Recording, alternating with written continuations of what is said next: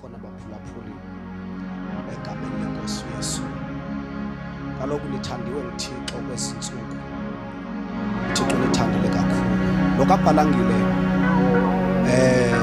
uza nje nesigidimi ya kwakhona isigidimi kodwa esahlukile ngoku. Ya ndiza ke nomcimbi wokukhokhelwa kwalo ibandla, umcimbi we-leadership, umcimbi wesikhokhelo.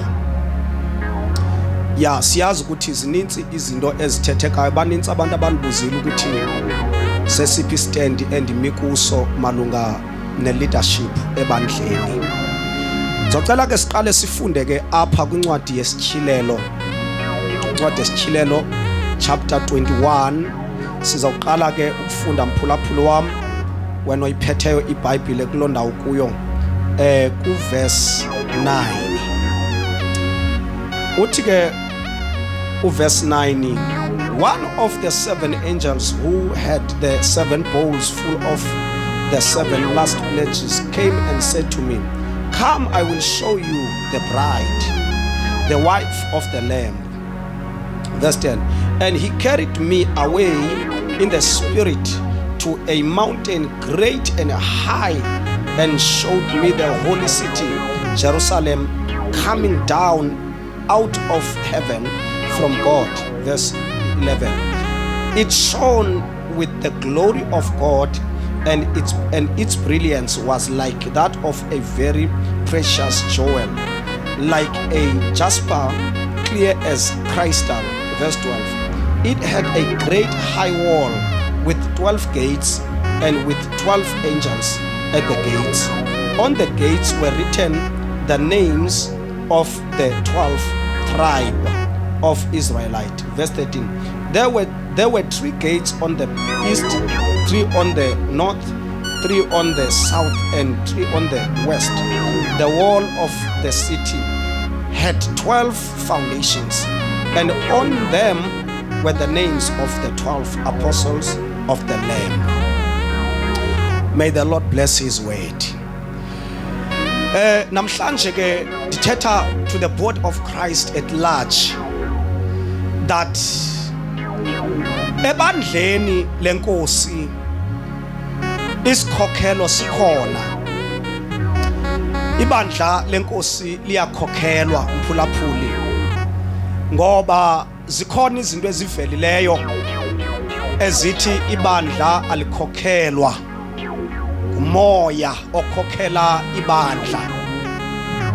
Ya xa sithetha ke ngomoya okhokhela ibandla, singaya nzulu kakhulu ukuthi umoya xa elikhokhela ibandla ulikhokhela njani, ulikhokhela empengempengeni kusini na, okanye uThixo xa elikhokhela ibandla ulikhokhela engumoya ovuthuzayo kusini na. Izawuthanda ukuthi xa sibuya kwi-foundations ze-gospel siqale qala sazi identity yethu singabantwana bakaThixo, so that kwathina singazohluli nomoya, sizazi ukuthi nathi singumoya. Izoba zizinto ezinidekayo kuqala ukuze uyikholwe into yokuba ngaba uThixo uyakhokhela, ekhokhela ngabantu. Glory to Jesus. Kaloku iBhayibhile xa lithetha ngathi lithi thina xa lithetha ngathi lithi we are the spirit beings, lithi singaba kamoya, lithi singaba kamoya, lithi kaloku sasindiswa, and ukusindiswa kwethu kuJohn lithi saphuma ekufeni sangena ebomini. Lithi iBhayibhile kaloku sizelwe ngembewu engangeze yonakale, sizelwe ngembewu kaThixo, sizelwe ngembewu yomoya. Ngoba awukwazi kohlula umzalwane nomoya.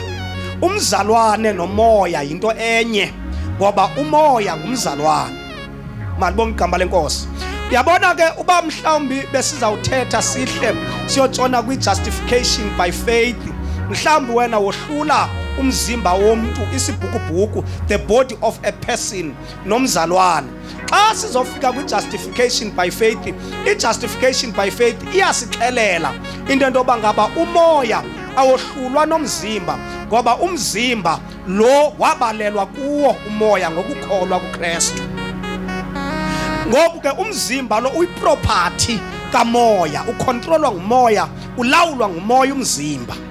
Xa kuthi qi umuntu evakalisa indaba ezilungileyo, uvakalisa indaba ezilungileyo engumoya, uzivakalisa indaba ezilungileyo engengomthile, engengotshezi, uzivakalisa indaba ezilungileyo engesosiphi na isiduko, engengomGrike, engengomJuda, kodwa xa evakalisa indaba zobukumkani uzivakalisa engumntwana kaThixo. Malibonga igama lenkosi apha ekhaya. Ngoku ke kwazo ndawo awukwazi ukwehlula umzimba, uthi umzimba uyenye into, ugqiba uthi umoya uyenye into. Ezinto zahlanganiselwa kwinto enye. Yolonto iBhayibhile lizoxa lithetha kwincwadi zamaKolose lithi ubuthixo bazaliseka emzimbeni kaKristu, bazaliseka ngokomzimba ubuthixo, bapheleliswa, the fullness of God yapheleliswa kuKristu. Kwafumaniseka uba abantu xa befuna uThixo mabamfumane apha kuKristu. Namhlanje ke ndiza kwendiphethe ezindawo ze-Revelation zichaza iJerusalem, zichaza the bride of the Lord. Lithi iBhayibhile safika isithunywa, safike sandithatha kumoya, sathi iza ndizokubonisa umakoti wewundlu, iza ndizokubonisa ibandla likaNkulunkulu. Mayibonge mphulaphula ekhaya. Now xa uthathwa ukuze ulibone ke ibandla, uzolibona nakwesi sigaba se-leadership, kufuneka ke ngokuthathwa ngomoya. Ngokuba ngaba uthathwanga ngumoya awuzulibona, uphinde ungaliboni nakwesi sigaba sesikhokhelo. Ulibona njani ungekho kumoya? Ngoba xa uyoliboniswa uliboniswa ukumoya. Lithi iBhayibhile isithunywa samthatha uJohane sombonisa ibandla ekumoya. uJohane wayibona iJerusalem, wayibona iglory, walibona ibandla likaNkulunkulu. Ngoba apha kwi-kingdom of God umuntu uyaziboniswa, uyathathwa, aziboniswe izinto zikaThixo, ethathwa kumoya, eziboniswa ngomoya. Andiyazi xa umuntu enophika isikhokhelo uba uthathwe ngowuphi umoya wasiwe eJerusalem. Ngoba iJerusalem kuthethwa nge-walls pha kuyo, iJerusalem kuthethwa nge-foundations pha kuyo iJerusalem. Xa ufika phayana kuverse 14 ithetha nge-foundations, and kwi-foundation kubhalwe amagama abapostile abayi-12. Libandlelo iJerusalem leyo, ngumakoti lowo. Pha kuye kubhalwa amagama abapostile, kubhalwa amagama abashumayeli, and amagama wabashumayeli akwi-foundations. Glory to Jesus, glory to God. Namhlanje ke ndizothi ibandla liyakhokhelwa. Ithi iBhayibhile kwenye indawo ke ku-chapter 2 pha ku-Isaya isekwathetha ngale ntaba. Ithi khona intaba eyindlu kaThixo, zonke izizwe zawunyuka ngumsinga ziye kuyo. Intaba eyindlu kaThixo eziphakameleyo induli. Jonga, kukhona izinto ongenawuzibona, kukhona izinto ongenozazi singekho isikhokhelo. Ngoba xa uthathwa usiwa kwibhilidi, xa uthathwa usisiwe ebandleni, ufunqulelwa ngasentla, uthathwa ngolungiselelo, uthathwa ngeministry yesikhokhelo, uthathwa ngeministry ye-apostleship, ikuthathe ikuseJerusalem, ungabona amadonga odwa kodwa uzibone nee-foundations. Yabona abantu abathi abakho leadership babone nje amadonga odwa, abazibonanga ii-foundations. Namhlanje ndizi apha ndizokubonisa zona ii-foundations. Uthi xa yethetha uPaul kwincwadi zaseKorinte athi mna ngokomakhi osisilumko ndibeka ilitye lesiseko kuqala, ndibeka ilitye lesiseko kuqala. Kuthetha umuntu okwi-foundations, kuthetha umuntu okwi-leadership. Uthi ndibeka because i-leadership iyabeka i-leadership, iyabeka i-leadership. Isikhokhelo siyabeka. Andazi uba abantu bazawufumana ntoni xa kungekho bantu bobeka. Andazi uba ilizwi likaThixo bazalifumana phi xa kungekho bantu bobeka. I-direction bazoyifumana phi xa kungekho bantu bobeka. Uzoyibona kanjani iJerusalem? Uzolibona kanjani ibandla ukuba ngaba uthathwanga kumoya? Ngoba le nto yenza abantu bangayiboni isikhokhelo pha ebandleni inyama. Kukuqiqa izinto ngenyama, ukuqiqa izinto ngobuthile, ukuqiqa izinto ngobuni. Yiyo le ibenza ii-foundations bangaziboni, ngoba ii-foundations kakade azibonwa nangubani, zifihlakele ii-foundations, zikwimfihlakalo, zikwimystery ii-foundations. EJerusalem awungeze uzibone nje ii-foundations. Naye uJohn wazibona ngoba engumpostile, azibonwa nje. Namhlanje ndizothi kuwe liyakhokhelwa ibandla. Khona abantu abathi alihlangani kwalapha ezakhiweni ibandla.